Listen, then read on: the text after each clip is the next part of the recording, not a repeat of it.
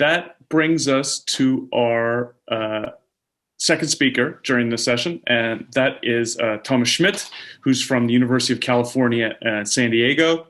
And the title of his talk today is Journalism and Social Justice, a Reform Agenda. So welcome, Thomas, and we look forward to your talk. Thank you. Thank you, Christian, and thank you, Dagmar, for organizing this panel. I'm thrilled to be here in the virtual space. I have very fond memories of Prague last year. A little bit disappointed not to see the Christmas tree here this time around, but I'm sure next year the world will hopefully look different. So what I'd like to share with you literally now is my presentation. Here we go. I'll be talking about journalism and social justice, a reform agenda. So what is the problem that I'm kind of tackling in this talk? Just give me a second to set everything up here. As many of you are familiar, it's been a very dramatic and tragic year in the US, even more so than in other places, or not even more so, but in different ways, because on top of the pandemic, the society was really rocked by the killing of George Floyd and other African Americans, as well as then the protests against police brutality and the national debates around how to deal with that and how to tackle systematic racism in the US. And in light of these events, a couple of journalists of color were calling for dramatic changes with regard to covering Black communities, to cover anti-Black racism, to call out police brutality, and so on. So what I've been doing is do a little bit of a pilot study to look at the public discourse around journalistic objectivity in the aftermath of the killing of George Floyd over the last couple of months. And what I'm presenting here is basically, like I said, a pilot study, a combination of trying to analyze patterns and themes that I've kind of identified in this kind of public discourse, but also to build from there with literally a grounded theory approach, and hence the reform agenda, kind of identifying ways to think differently about objectivity. So what's wrong with objectivity?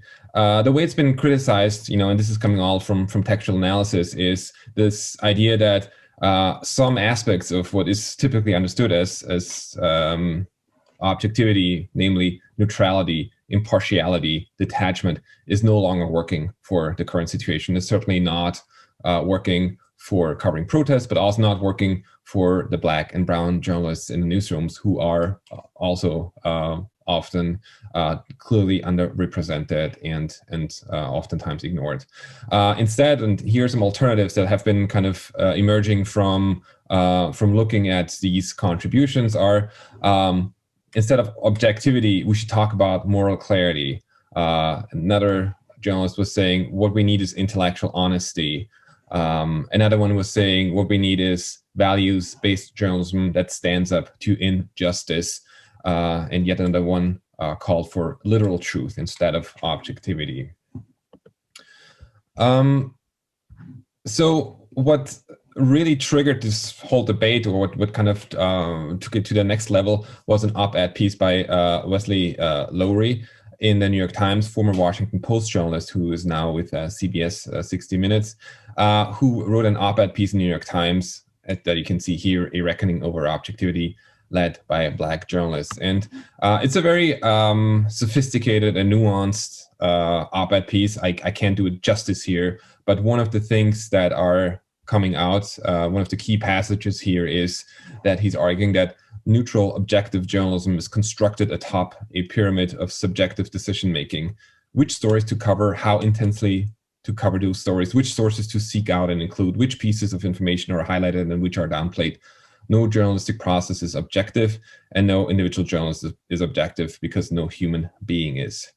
Like I said, this led to a very lively debate across like trade publications like Nieman Lab and the Columbia Journalism Review, also on Twitter. And here, one of the deans of American journalism, Tom Rosenstiel, answered with a long thread of 22 tweets. Again, something I cannot do justice here, but just to set up the spectrum or the debate a little bit, where he was arguing that, I mean, applauding Lowry for his intervention, but also cautioning to kind of throw out objectivity entirely. And one of the key passages here is, if we mistake subjectivity for truth, and this is a response to moral clarity, that was the term that Lowry wanted to kind of emphasize. If we mistake subjectivity for truth, we will have wounded an already weakened profession at a critical time. If we lose the ability to understand other points of view, we'll have allowed our passions to overwhelm the purpose democratic society requires of the press. So basically, what you can see here is a little bit of the contrast between, on the one hand, the call for moral clarity, and on the other hand, the defense of objectivity as the scientific method, not objectivity in terms of anyone could be objective, but more in terms of there are some processes and they are tried and true in journalism. So let's stick to those. The typical definition of objectivity, even though it is and has been a disputed concept ever since it became a norm, especially in American journalism. It's different, it's culturally not the same in Europe, but at least in American journalism. So typically, and this is from the encyclopedia, from an encyclopedia article, objectivity connotes a set of practices and ideas that is more or less undisputed.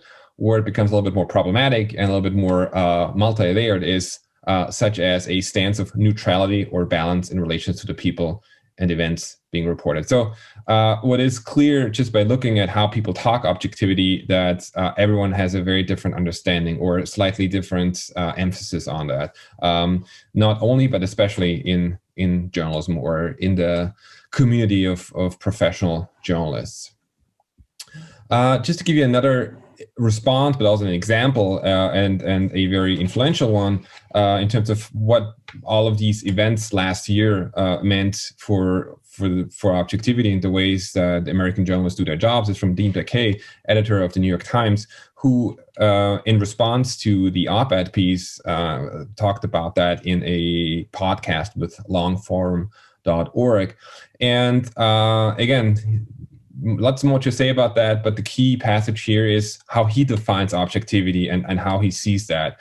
And from his perspective, he gives this example: the independent and fair reporter gets on an airplane to pursue a story with an empty notebook, believing that he or she doesn't fully know what the story is and is going to be open to what they hear. That's my definition: open to what you hear, empathetic to what you hear.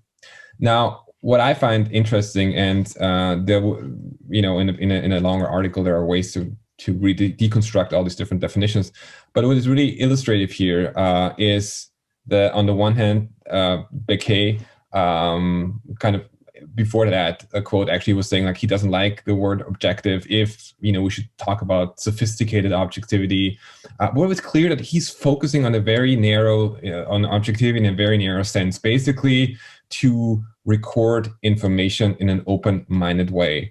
But it was also illustrative is just how he talks about the reporting process. So just the idea that, you put a reporter on a plane, I would argue already shows a little bit like this is too late. I mean, when we talk about like the methodology and don't question like the context and the surroundings and the preconditions, that can be problematic. Not necessarily, of course, especially in the US, there are places where you need to take a plane.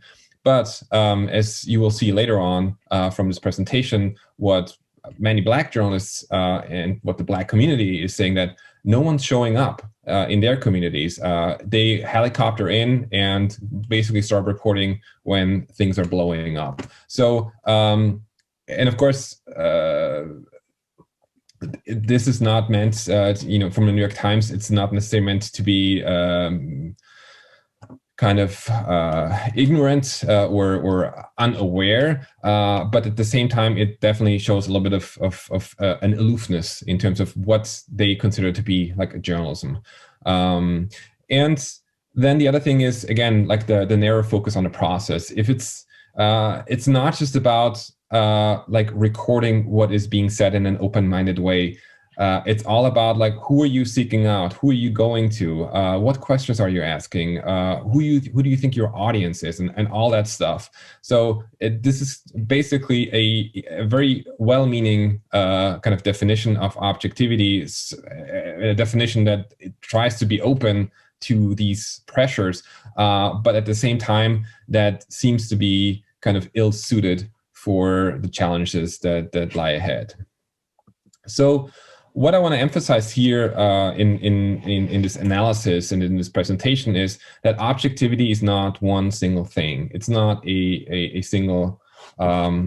It's not a single concept either. It's neither immutable or static. Rather, it is dynamic and really contingent on social context and social conditions. And that's why I have here like the first part of this kind of reform agenda, to think about, basically think of objectivity not as a one-time thing, but as a process that starts with how you find story ideas and what that looks like. This is a cycle, so you could start anywhere. But let's, for the sake of explanation, let's start with the community. And this means just being grounded in the community, knowing your audience and knowing who you are reporting about. Again, the example of like, if you have to fly into the community, it's probably not a good starting point. And again, sometimes that's necessary, but the point is to basically have connections, have relationships that also help you build trust. And then the other parts are pretty straightforward. Here we're talking about inquiry, we're talking about interpretation, evaluation, and feedback. These are, this is just, on the one hand, very plainly the reporting process, but it just shows that at each of the stages, you have to ask questions in terms of like, do I have any potential biases? Do I overlook something? What is it that I'm trying to find out? So that's number one, to think about objectivity as a process. And then you can also think about objectivity not as, assessing the accuracy of information. This is where the whole discourse and the whole conversation always gets very narrow very quickly. Then it's all about fact checking, as if fact checking would solve all the problems. Don't get me wrong, fact checking is important, and we have to. That's an integral part of journalism. But there's more to assess, and here to kind of introduce a term from research, like validity. What this means is that there are different ways of interpreting information or observations. On the one hand, of course, that's rationality. And this really refers to this kind of intersubjective understanding that, can we agree on the facts? As we now know, especially after 4 years of President Trump, it is not that there is, there are all these alternative facts, and that is not always easy to kind of come to an agreement. But of course, we still have to hold on to this ideal, at least, that we can have a rational discourse.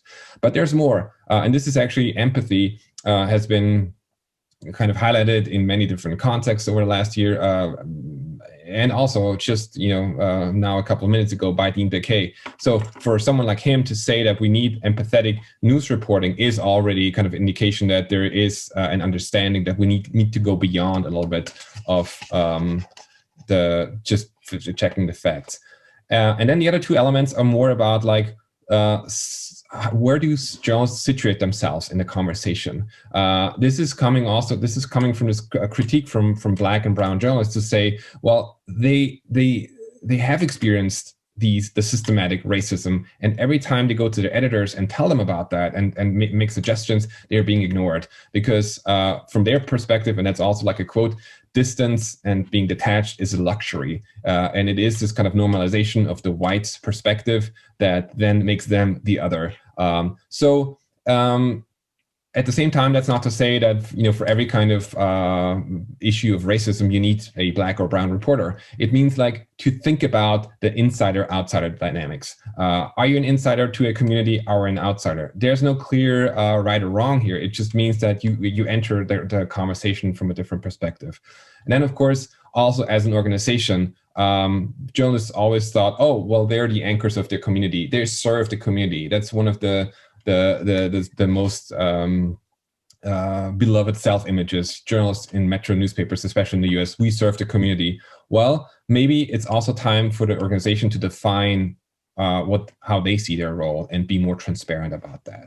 So what you get if you put it all together is basically this process of you think, if you go from left to the right, from community to feedback, and this is the loop, and then in the rows, you have rationality, empathy, positionality, and organization. You get this matrix. And each of these intersections, you could basically ask yourself some questions about bias and about objectivity and about being open-minded. So it's not just in that single moment when you have your notebook and you ask a question, but just taking these, using this matrix, you have like 20 options. I'm realistic enough that this is not like the checklist that everyone would follow, and that's not the idea here. The idea is to highlight a little bit the opportunities that journalists have if they break down their process and if they introduce a little bit of self-reflexivity into the process. And I know I don't want to take up too much time. I'll definitely allow for some Q&A. So I just want to give you a few examples of what I've presented is based on what's already happening, meaning that there are these kind of reform efforts to kind of think differently about objectivity, even though these journalists are not putting in the same terms that I'm doing it, because from their perspective, it's all about the strategy and it's all about like doing their work every day. It's the luxury of the researcher to kind of sit back and think about like how can we all arrange that. But for example, like a grounding in the community, both in terms of the starting point, but then also like once the story is over, the typical notion of journalism is like, well, we've published a story, that's it. Maybe there's a follow-up, but stories have impact, and not just in terms of like the people being covered, but also like how they affect the community. So in both these areas, some of the best practices, this is coming from, I could tell you more about where this is coming from later, but from actual news organizations, is to show up. Another option is create a community editorial board to have like community voices, facilitate conversations to build empathy, or ask queries about the experience with the race. When it comes to inquiry, interpretation, and evaluation, here the tendency is also to focus on the episodic frames. This is coming from research. When it's all about like best example is the protests. There's so much attention on the protests and on the demonstrations, and less so on the structural issues, because that requires more time and more context. Facts, the interpretations, and conclusions. So facts are not just something to be found, but something that we all agree on in an intersubjective way. And then evaluation, this is really where accuracy and verification come in. This is where fact-checking has its place as one part of the process. And part of that is also to avoid euphemisms. That is something that Wes Lowery was saying, like, if it's police brutality, you have to call it police brutality. Don't call it an officer, whatever. Don't hide behind the euphemisms. I've talked about the positionality, basically. I want to move on here. Also organization. This basically means be transparent and also share demographics of your news organization. Like what's the setup and how diverse is the news organization. And then the last point, because that's very important to me personally, is to think about different ways of assessing information. Factuality and fairness are no-brainers. Nothing has to change about that. Fairness is also a concept that can be very flexible, and there's lots to talk about. But it is basically, I think people can agree of most of the time in terms of how it's good to hear from different sides, and if we come together and assess different arguments, there might be a different emphasis, but it's important to kind of at least make an effort, right? But then, and here the second part is empathy. and that relates to emotionality and emotional intelligence. And in this case, also like lived experience, acknowledging lived experiences. It's interesting that, when it comes to disasters and earthquakes or floods or some personal traumatic experiences like rape or sexual assault, everyone understands that you have to treat the victims differently. But when it comes to collective actors, when it comes to groups, to particular parts of society, suddenly it becomes a little bit more contested. There's no single answer to all of this, but it means just to being sensitive.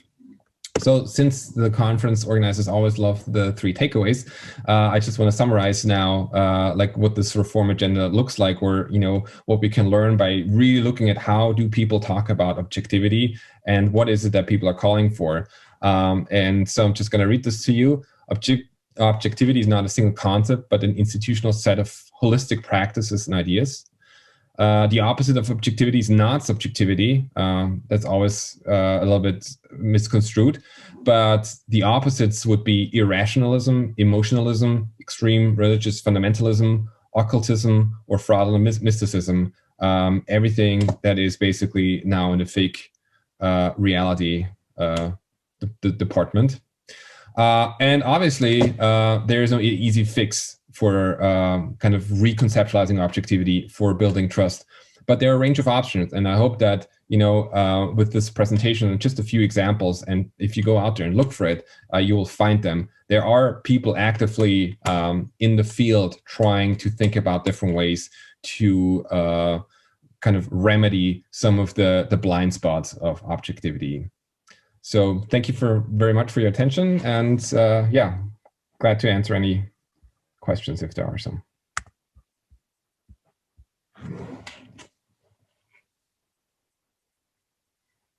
I think you're on mute, Christian. Even after a year of Zoom, still make that mistake.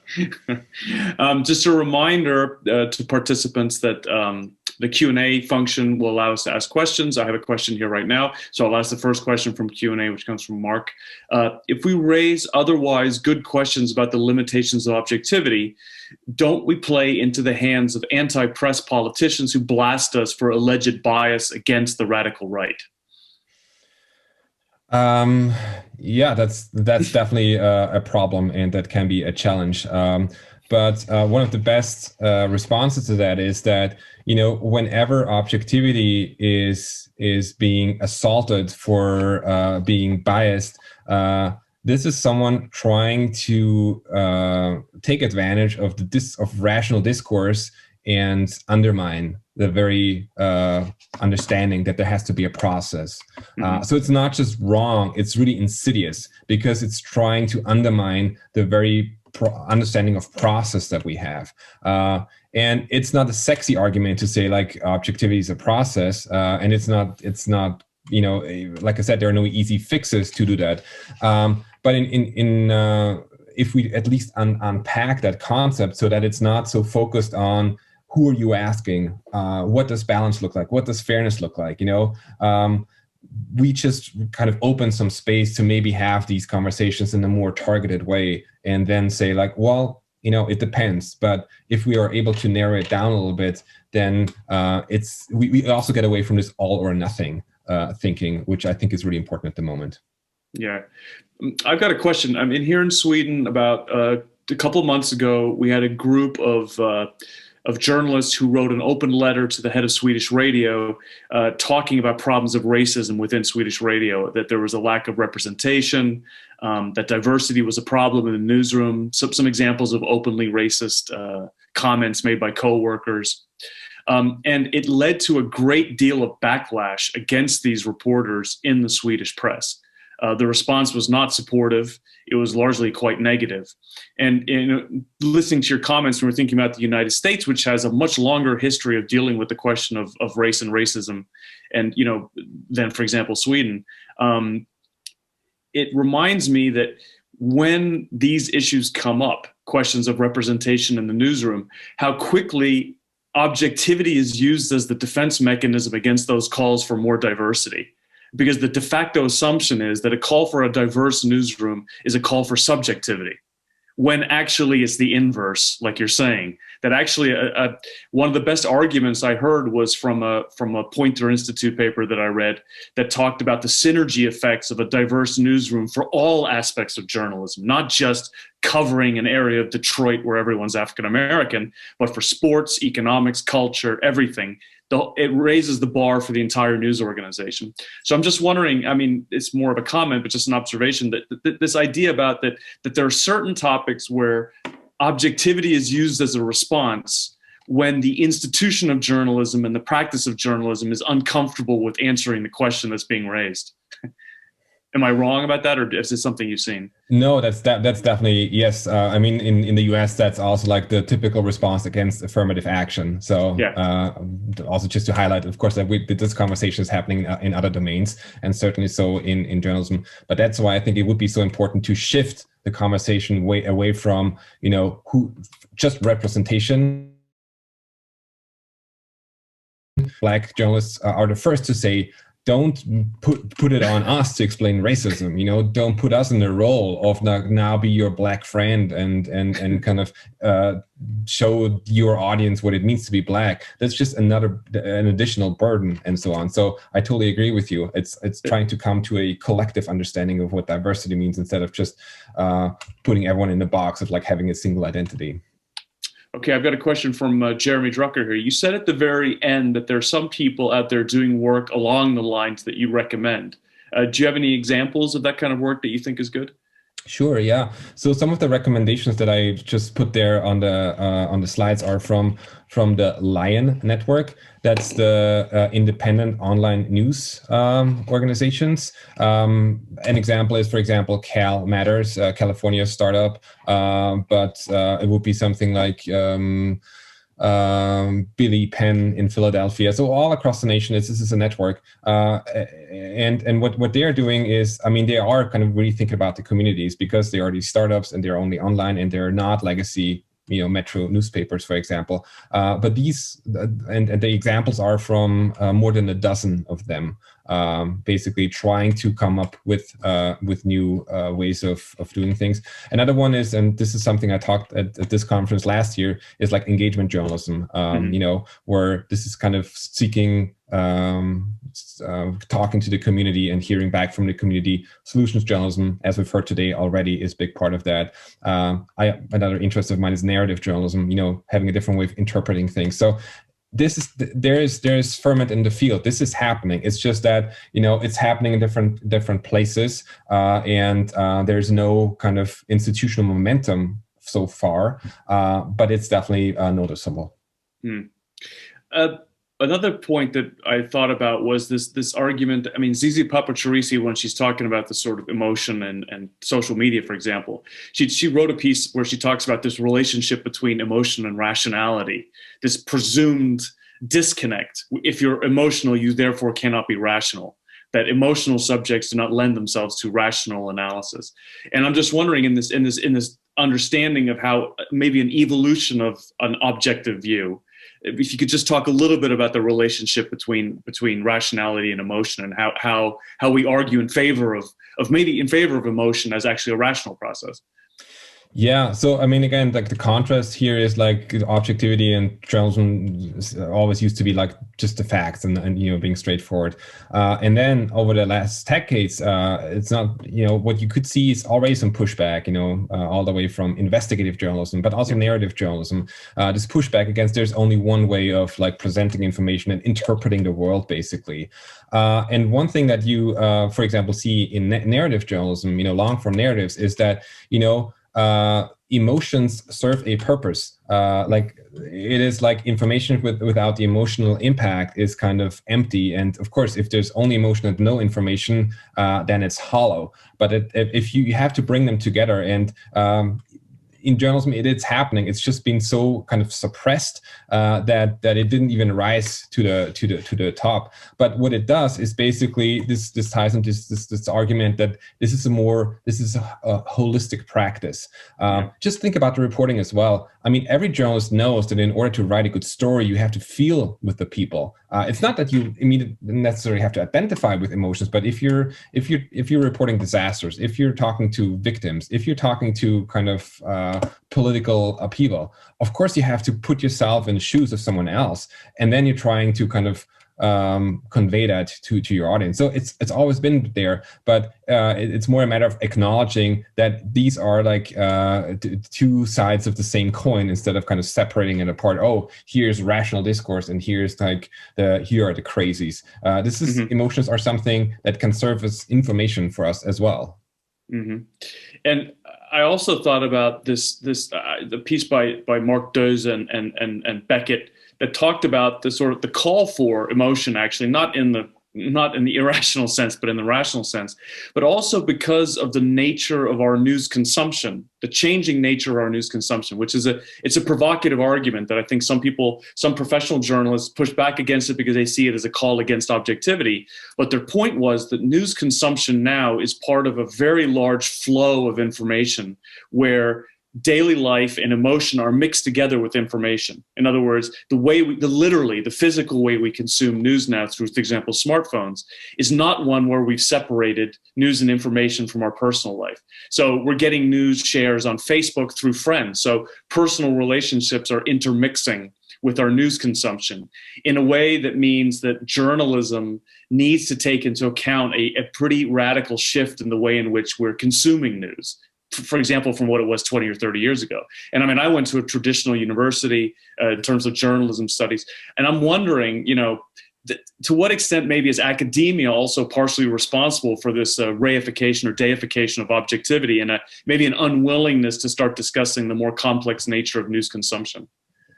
Oh, I mean, I think academia was definitely complicit in all of that. I mean, only in recent years, and you already mentioned CC Papakarisi. I would also love to mention Karin Wahl-Jürgensen, who was one of the keynote speakers here, have been instrumental in kind of showing the relevance of emotions and emotionality and giving it some space. And there's a really great article by Chris Peters also, who was saying that, it's like emotional journalism is neither good or bad. It depends on how it is done, as with any kind of interpretive or emotional journalism. So this is, I think, where the conversation is slowly shifting or noticeably shifting now. Of course, also tied to this kind of new news environment. But I do think there is some momentum here also on the research side.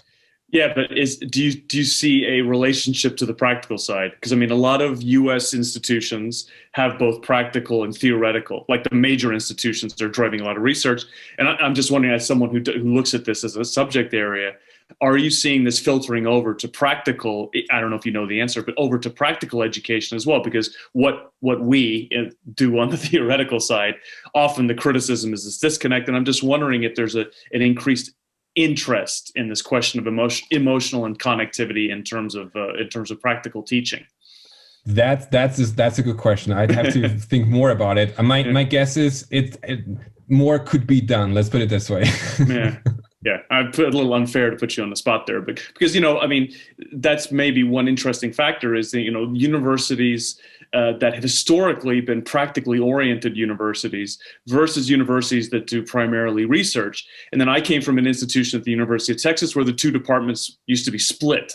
We didn't really speak to each other that much. So we did theoretical work in radio, television, film. Journalism did more practical stuff. And even within the journalism department, of course, this is an old story. The practical and the theoretical people didn't really interact that much with each other. But I think now we have a third vector here, which is this technological question, which Beckett and Doise and Karin Wahl-Jürgensen are bringing up here, that there's a third factor here, which is the mode of consumption, which is changing the way people are consuming these things. And so probably, I think, for academia, which is not world famous for its ability to change direction quickly, this is really like a key thing. You notice that, I don't know about you, but our master's programs, our upper level students, the way in which they consume news and their understanding of news consumption is very different from what they're reading in books, even from 10 years ago. And so really, this is a super important challenge, I think, for academia in general. Absolutely. Well, thank you very much, Thomas. Thank you for your talk. It was really interesting. And I really look forward to looking at the research that you produce in the future. But thanks a lot for joining us today. Thank you. Appreciate it. Thank you.